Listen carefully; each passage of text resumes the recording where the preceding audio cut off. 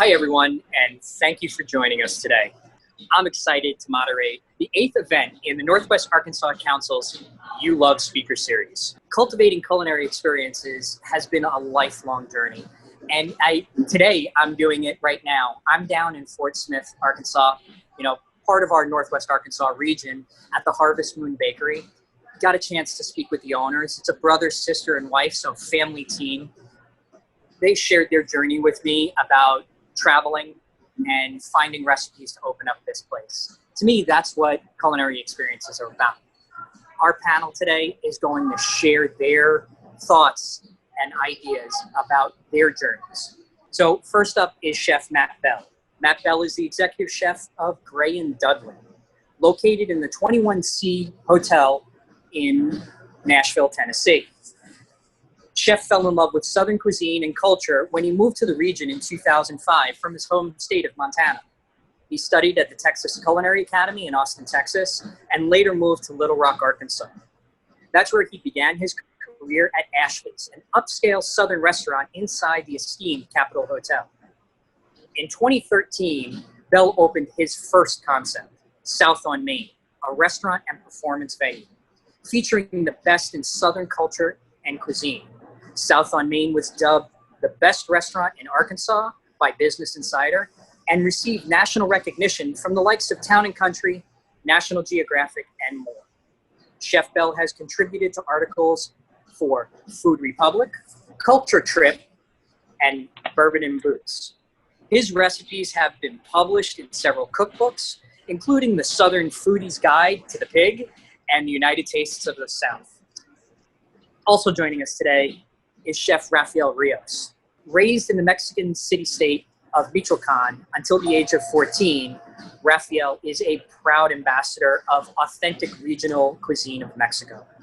Rafael founded Yayo's Mexican Grill in 2012, inspired by memories of the stories told by his father, Hector Yayo Rios.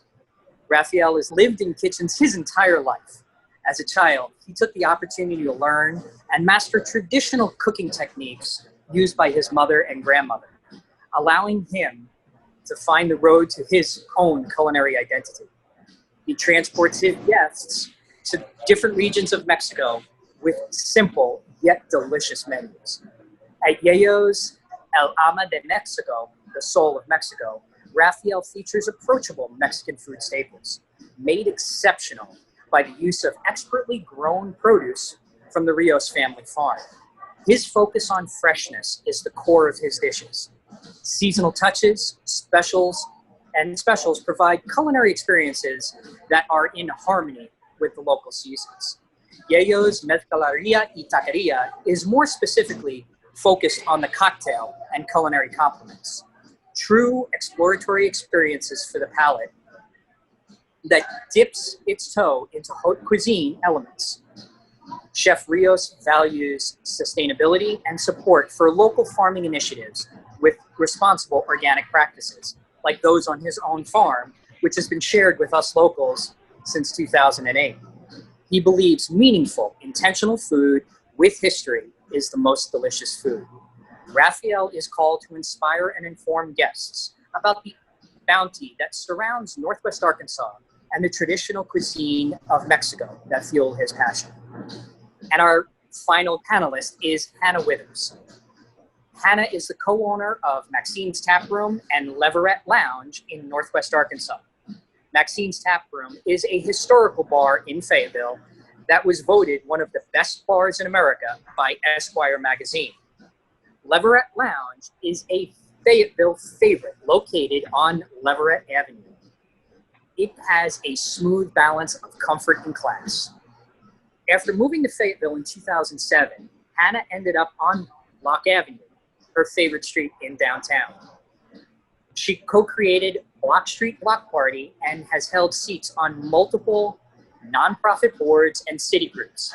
Hannah has supported and sponsored dozens of downtown events through her businesses with her husband, Ben. Panelists, thank you all for being here. And let's get started. Hannah, this first question is for you. You've created staples for locals in the Northwest Arkansas area.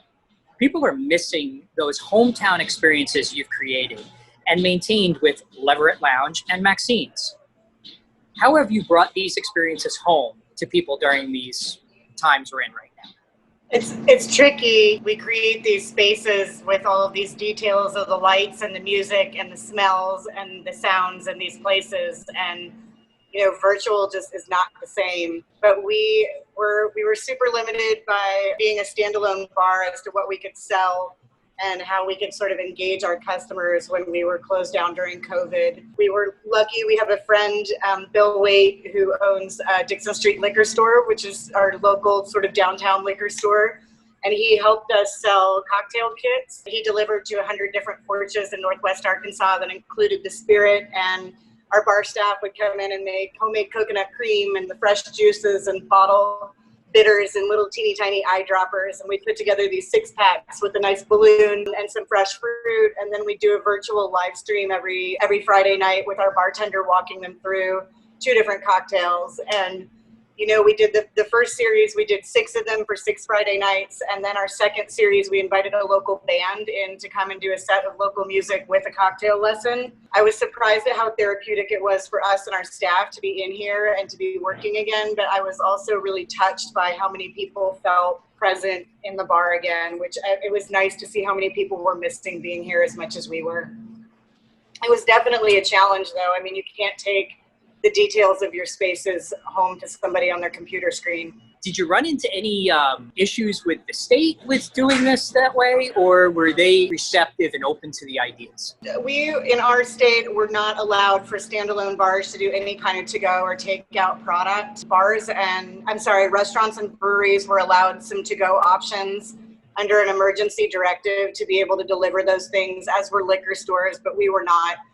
We had to get really creative and find some loopholes with some friends to be able to make that happen. I have friends in Denver who can get a tamarind margarita from their Indian restaurant delivered to their apartment door. There are places in the U.S. that are making exemptions for that. We are not one of them. I think we patched it together pretty well. I think it was a good experience for all of us. We did pass an outdoor refreshment ordinance in Fayetteville, which many places throughout Arkansas are doing now. I felt lucky to sit on a city economic task force to be able to look for some creative solutions for small businesses in Fayetteville. And we passed an outdoor refreshment ordinance so that we now have outside drinking available available to the public for our entertainment district area. So right now, one corner of our bar that's right near the front door is made into sort of a to-go counter, and you get a wristband and a city cup, and we built sort of an outdoor patio space that is now sort of a Maxine's tent room, I guess,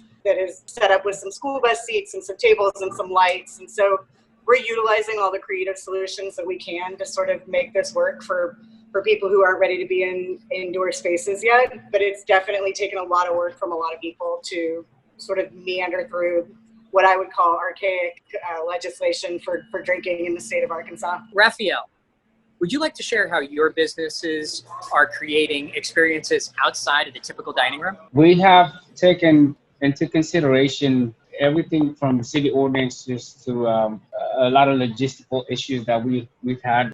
As a reminder, we had to close our municipalidad, and then we had to look into city ordinances. We had to really dig into the goals that we had for this municipality, and we found that it was tough. It was tough to make that decision to close. The city has been very supportive of us in regards to reopening, and we are looking at a lot of the options more al fresco. A lot has gone into getting the parking spaces redesigned. I think that the most important thing is to be safe.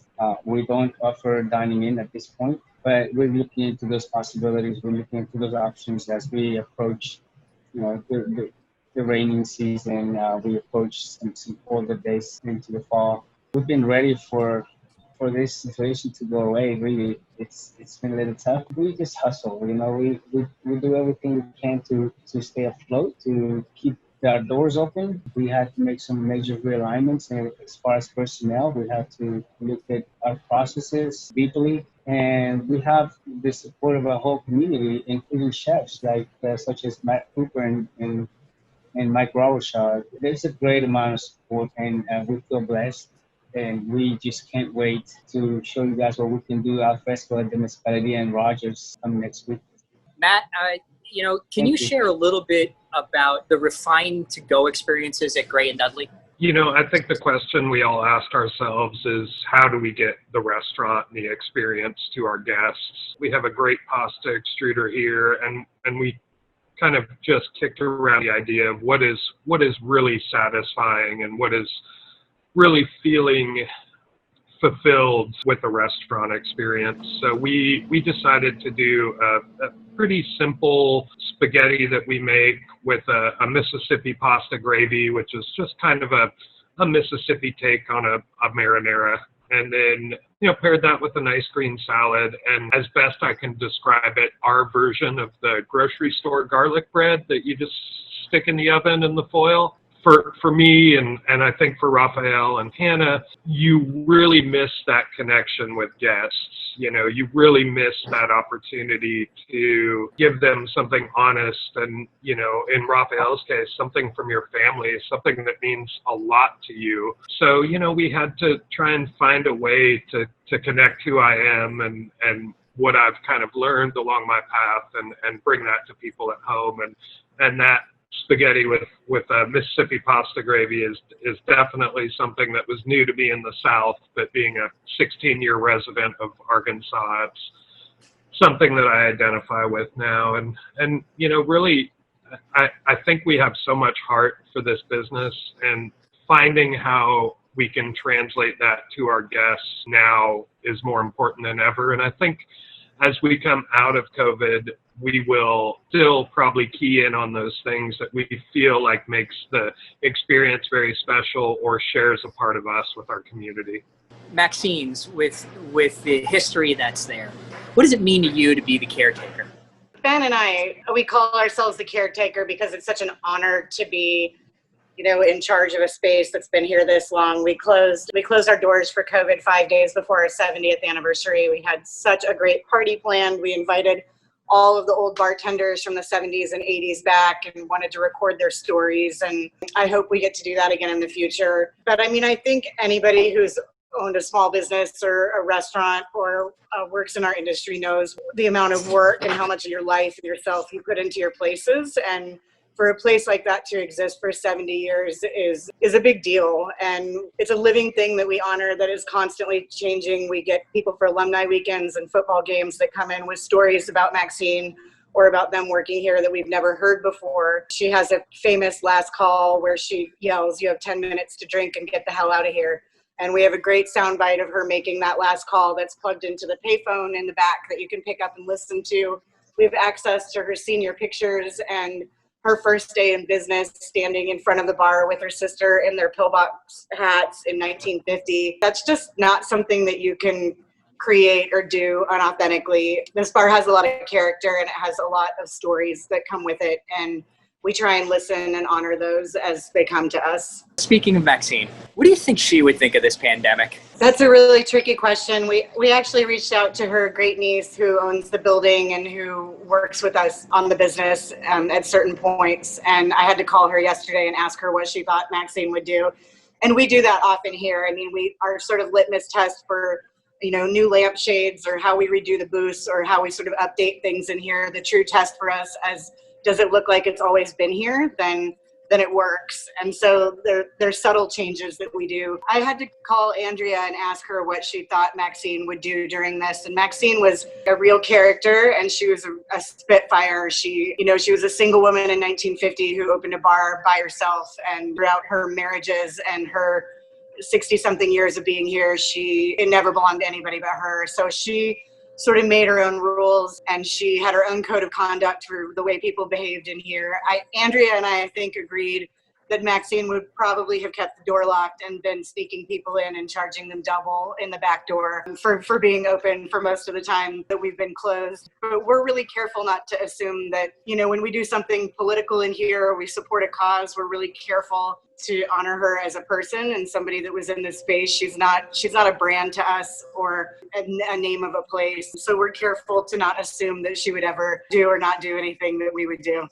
As we think about it, you just reopened your doors. How does it feel to be back? It's tricky. We're in a college town. University of Arkansas just reopened. We have a lot of young adults in our community now that are from other places that, based on what I did from 19 to 22, are probably not making the best decisions for themselves all the time. I'm not sure I even do that at 45, but it's tricky. It's really hard for us to stand in front of our businesses and ask people to support us and to ask people to support small businesses when we are not really sure how safe it is to be doing any of that. We closed before the state mandated us to and opened when we felt like we had to for our staff and for our own personal economic health, which is different than public health. It's hard. I mean, it was a big mental leap for us to allow people into our spaces again. We're doing it, this bar, I think our legal capacity is 133 people, and we can seat maybe a maximum of 25, 28 people in here at a time. It's a lot of work. It's a lot of sanitizing. It's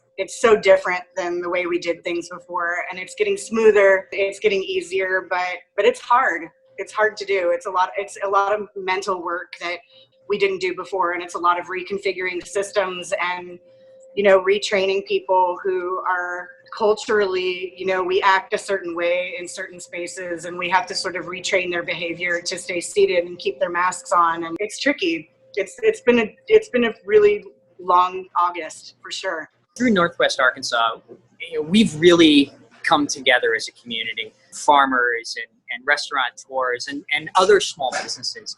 Can you talk about some of the initiatives that have happened in our region? We have a really amazing food system and community in Northwest Arkansas. When we closed our doors at Leverett Lounge, we sort of had a walk-in full of food. We started making shift meals for our staff, and that sort of grew into a program called Feed the Herd, where twice a week we fed 125 restaurant employees that would come and pick up twice a week. And it turned into sort of a 4-course meal where, we would include a beer from a local brewery. We intentionally made it sort of a higher level meal on purpose. It didn't feel like a bread line or a food bank. It was beautiful, and we used a lot of local ingredients from local farmers who donated to us. I think I cried more in the months of March and April than I have in decades. We would get phone calls from a friend who owns a farm out near Goshen who offered us, a 200-pound steer that he had slaughtered that we could then turn into shift meals. And our community, who were not industry people, stepped up and donated money. I think we fed over 5,000 people and collected over $30,000 from our community to do that for 4 months. It was therapeutic for all of us to see people in our industry and to check in with them once a week. And we were able to help them sort of meander the unemployment system. At the beginning, we had extra toilet paper and tampons to hand out to people that needed them. And we kind of became this overwhelming one-stop spot for industry people. There are a lot of people that walk out of our industry who walk out with just enough money to cover their utility bill for that month. And they work very paycheck to paycheck. And food insecurity, we've always believed in all of our places that they should always get a meal, when they're working for us, that feeding is something that we should be able to do in our industry for the people that work so hard to make it happen for others. So it was important to us that we made sure that they were taken care of in the food world, for sure. Raphael, you are also working with some programs to give back to the community in Northwest Arkansas. Can you share some of that with us? Yes, of course. And most recently, during this time of COVID, I have a sister, and she works for the Mercy Health system. She's a registered nurse. She's an inspiration to us all in the family. We managed to get some meals as well to the Mercy Healthcare system, and not just because of my sister, but I believe that a community is designed and it goes in so many directions. But when it comes to providing help, providing support, making sure that the most exposed people at the time, whether it's COVID, whether it's food scarcity, whether it's children in need, those people in the community need to be reached out to, even within our limitations. We've struggled as well, but I think everyone has something to give, whether it's time, whether it's food, good advice, friendship, everything becomes part of that community that we've been discussing and talking about. Yayos has, for the last 4 years, even from the truck, we've been able to create a fund within our company. It's called Yayos Gives Back. And we have 5 different categories that we truly support, we believe in. The number one being food scarcity. Obviously, there's always that need. I mean, we live in a great community. There's a little bit of everything. There's always need for better food. There's always need within our community for the simplest things. You know, it's really big. I have 3 children, so I think of them when I think of art program and music programs for our children. Music is in our family. I think that it's important. Veterans Affairs, I mean, veterans, we have partnered up with Beth Hickman and Home for Dinner initiative where we bring in our veterans. And I've been a part of that I believe, since 2014. And all it is we bring our veterans back for one night and give them an amazing course dinner. It's important as a veteran myself. I believe that I can give that a little bit of something to our veterans. We also have abused women or anything like this that has anyone in need really that has to do with scarcity and insecurity at home. They're gonna get a little bit of help from the AOs. Last year we provided $30,000 in benefits to these families, and we intend to grow that a lot more. Obviously, with the time right now, it's going to be a little bit complicated to continue that this year. But our goal, 100%, is with our community, with the people in need, and most important, our friendship and just genuine concern for the people that are in not as good situation as we are, even without the circumstances. Matt, as we go through the program, I know you have a passion for helping and providing meals for people in food deserts. Could you share a little bit about the programs that you have put in place? A really great friend of mine, Kelly English, who has Restaurant Iris in Memphis, he is incredibly involved in this community. He's been a great mentor and leader for me since we met about 10 years ago. When I was getting ready to open South on Main in Little Rock, he suggested that we identify the one thing we want to do, the very kind of most focal point we can deal with, whether it's a single charity or a specific thing that many charities support. So my wife, Amy Bell, and I decided that we were going to support childhood hunger issues. And we started working with the Arkansas Hunger Relief Alliance, and they are based in Little Rock, but they work with the entire network of food banks across Arkansas and feeding programs in schools and breakfast in the classroom and all those great things. And then nationally, we got involved with No Kid Hungry, which is based out of Washington, D.C. We've done a lot of events where we feed people and get right involved in the actual kind of where the rubber meets the road. But beyond that, our yearly fundraiser at South on Main, which would raise about $100,000 every year, that would go directly to the Arkansas Hunger Relief Alliance and their partners. So we were able to really impact a wide swath of the state through kind of one single action. And then beyond that, typically I go once or twice a year to Washington, D.C., and we actually lobby on behalf of No Kid Hungry as chefs. So I don't typically wear a white chef's jacket. Sorry, Marshall, I wouldn't be very good in school anymore. But I put on the white jacket, and we all head to Capitol Hill, and we are trained on the particular things that we are trying to change. And I could take up an hour today talking about how we need to change the system of summer meals and how they're administered in the country. But mainly we work to change specific legislation. Kind of like Hannah said, there's things that are going to come out of this pandemic that we realize are antiquated and just don't work, and they don't make sense.